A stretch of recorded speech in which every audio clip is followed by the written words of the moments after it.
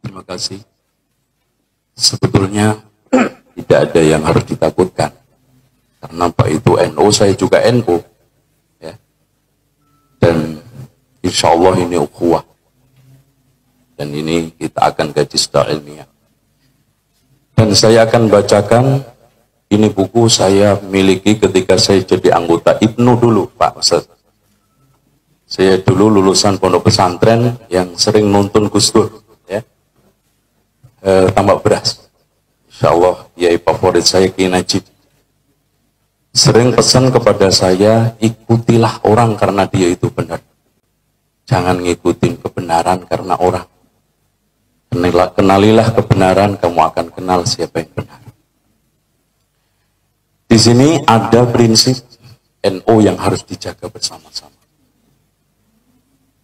Ada 7. NU sebagai perwujudan Tis'un Nahdhah. Apa itu Tis'un Nahdhah? Nahdhah syar'iyyah, Nahdhah ilmiyah, Nahdhah tarbawiyah, Nahdhah khuluqiyah, Nahdhah ukhawiyah, dan Nahdhah ta'awuniyah, Nahdhah ijtimaiyah, Nahdhah iktisadiyah, dan ukhrawiyah. Jadi kalau keluar dari ini bukan orang NU, ya, karena ini buku ke-NU-an yang saya dapatkan dan sampai sekarang saya yakini itu merupakan suatu pilar-pilar nilai yang perlu dijaga. Yang menarik, khoslah kedua, NU sebagai pengawal syariat Islam secara murni. Murni berarti di sini bersih dari bid'ah. Makanya di dalam kitab Hizbun Nasrnya Kiai Faqih, pernyataan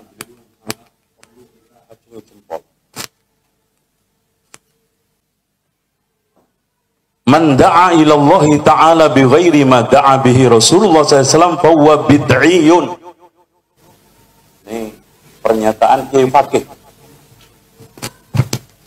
Kalau tanda tangannya beliau, Langitan 5 Rabiul Tsani 1408, Ki Abdullah Faqih. Jadi saya ulangi lagi, man da'a ilallahi bi ghairi ma da'a bihi Rasulullah sallallahu alaihi wasallam fahuwa bid'iyun. Ini di sini ada bahasa tapi Jawa, nggak tahu di sini ada orang Jawa nggak? Sopo wong kang, yes, daripada nggak ngerti nanti ya nggak dibaca.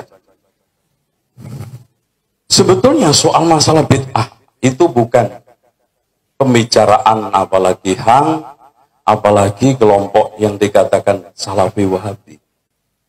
NU sendiri itu menekankan, bahkan kalau kita membaca kitab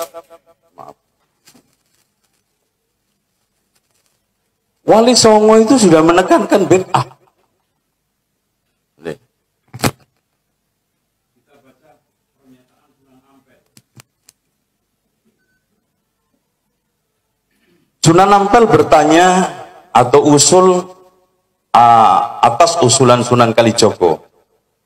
Apakah adat istiadat lama itu nantinya tidak mengkhawatirkan bila dianggap ajaran Islam? Padahal yang demikian itu tidak ada dalam ajaran Islam. Apakah hal ini tidak akan menjadikan bid'ah? Jadi sesuatu yang tidak ada di dalam Islam itu menurut Sunan Ampel itu bid'ah. Percaya enggak ini kitabnya? Cuma di sini ada dialog disela oleh Sunan Kudus.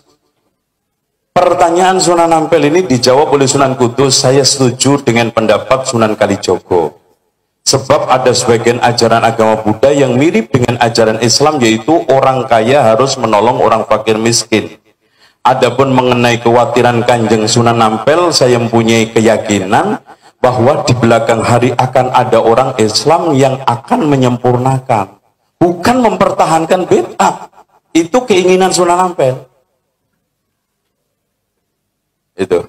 Jadi kalau sekarang ada sinyalemen bahwa urusan bid'ah itu urusan salafi, wahabi, keliru. Keliru. Contoh aja di sekalian pengarang Arab. Nah sekarang kita ke Arab nih. Barangkali Islam Arab, Islam Indonesia kita kasih semuanya. Nih di dalam kitab I'anatul Talibin soal masalah tahlilan,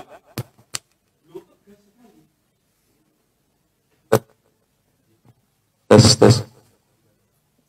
Saya bacakan dikit. Ya. Ma yaf'alun nasu minal istima'in dal mayyit wa sun'it ta'am minal bid'il munkarah. Enggak tanggung-tanggung. Allati yusabu ala man'iha.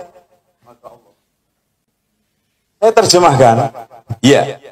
Apa yang dikerjakan oleh orang ketika ngumpul-ngumpul setelah kematian dan membuat makanan termasuk bid'ah mungkaroh yang diberi pahala orang yang melarangnya. Saya yakin semua Pak Kiai tahu kitab ini, I'anatul Talibin. Jadi apalagi kita coba sedikit ke Arab yang lebih ini, ada Al-Ba'is ala Inkaril Bid'ah wal Hawadis karangan Abu Syama. Ini Asy-Syafi'i tulis. Ya.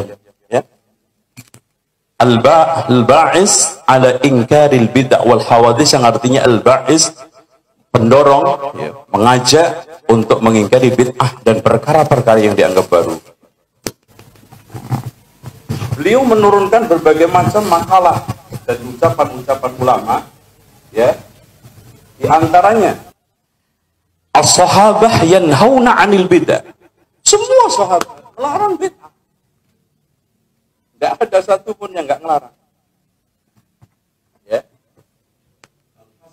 Pertama kali al-hasu 'anil ittiba' wan nahyi 'anil ibtida'.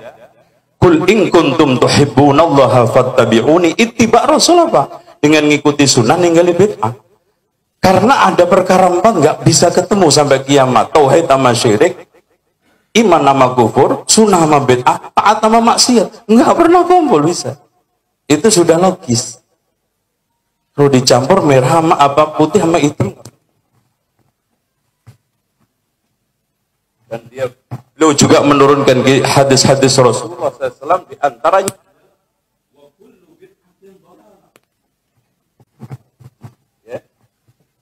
dan juga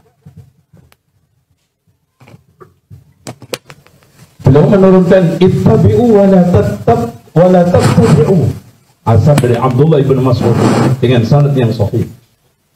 Ittabi'u, ikutilah, wa la tattabi'u, jangan membuat bid'ah, qad kufitum, telah dicukupin. Dan juga beberapa hadis Allah dan asar para ulama, di antara na'am 'alaika bittaqwallah wal istiqamah, ittabi' wa la tabtadi', kebid'ahan. Nah, saya sebetulnya tidak terlalu tertarik membuat definisi-definisi karena mungkin semua pada tahu. Saya masuk kepada arah subhatnya aja. Banyak orang mengatakan bahwa ada bid'ah hasanah. Namanya bid'ah itu nggak ada dalilnya, hasanah pasti baik, pasti ada dalilnya. Nggak mungkin ada dua kalimat ini ngumpul. Sesat tapi baik, baik tapi sesat. Ya. Hadirin sekalian, mari kita belajar kesesatan tapi baik, baik tapi sesat. Saya kira nggak ada itu kalimat bisa dipakai. Nah, subhat yang kecil sekali, kalimat kullu.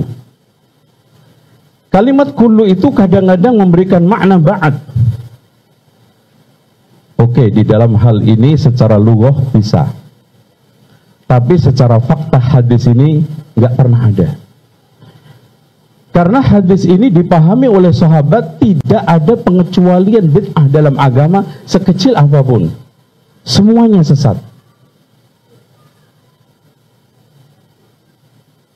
Kemudian hadirin sekalian, Di antaranya Abdullah bin Umar mengatakan, kullu bid'atin dhalalah wa kullu bid'atin dhalalah wa in yarahan nasu hasanah.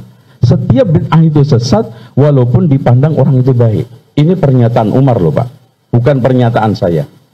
Jadi kalau kita runut dari semua ini, dari Wali Songo, dari pernyataan Kiai Fakih, dari pernyataan sahabat, dari ini nyambung semuanya.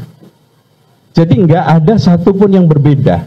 Dari pernyataan Kiai Fakih yang ada di dalam kitab Hizbun Nasor, pernyataan Wali Songo oleh Sunan Ampel tadi, dan pernyataan ini semuanya sama, seragam. Bahwa intinya siapa yang mengajak kepada jalan Allah tanpa melalui Rasulullah itu bid'iyun. Oke. Dengan demikian simpel banget kita coba kasih. Kalau memang kullu yang pertama fa inna kulla bid'atin dhalalah fa inna kulla dhalalatin finnar, berarti ada sebagian sesat yang tidak ada di neraka. Saya kira itu